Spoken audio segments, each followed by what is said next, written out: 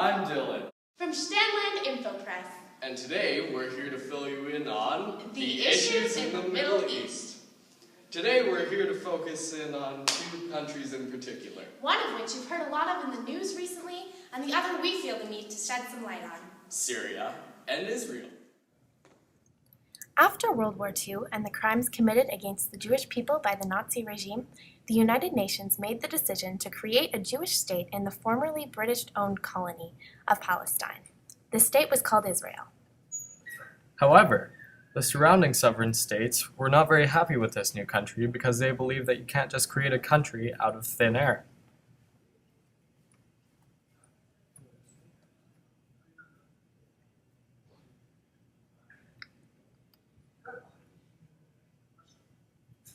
The countries initially went to war, and this war was how the borders of Israel were finalized in 1948, including more land than the UN initially granted Israel.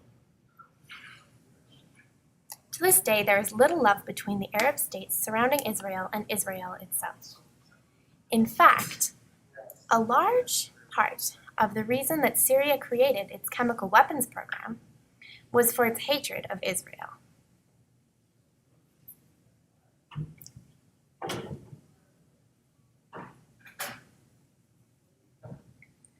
So, naturally, if any conflict were to break out in the Middle East, Israel may find itself in the midst of another war.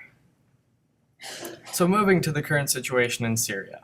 You may have heard over the last few years about the Arab Spring revolutions. These began in Lebanon, Turkey, Jordan, Iraq, and Egypt. Twice. All of these countries were trying to get rid of their dictator-esque government because they were bringing more harm than benefit and not running the country for the people, only for the dictator in power.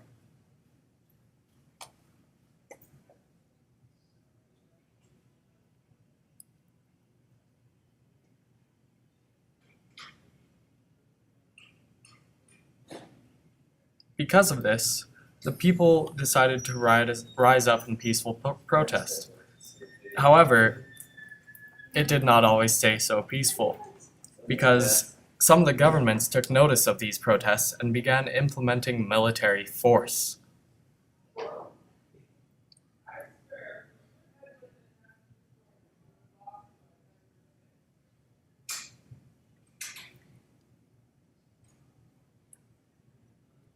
Likewise, in Syria, student protests began against the president, Bashar al-Assad, and his government, demanding a new democratic government.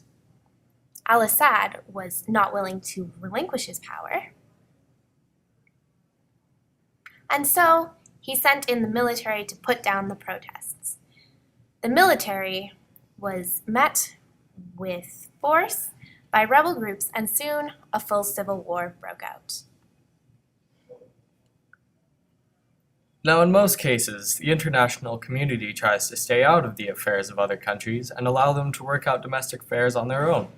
However, the Syrian conflict earned the attention of the international community when chemical weapons, specifically sarin gas, were released on the city of Damascus, killing and wounding thousands of people, most of whom were neither military nor rebels, merely citizens trying to escape the violence. This drew the attention of the international community, as the use of chemical weapons is a breach of the Chemical Weapons Convention, an agreement of the United Nations prohibiting the use of chemical weapons, as the use is defined as a hate crime because they kill so many people without discretion. This means that they cannot tell the difference between adult and child. The Chemical Weapons Convention has been in place since 1968 because of the way chemical weapons were used during World War II. Naturally, neither side of the conflict will admit to using chemical weapons. At first, the international community, especially the United States of America, were certain that the Syrian government released the gas, due to the fact that Syria does have a chemical weapons program. The US was outraged and looked for approval to use military force against Syria.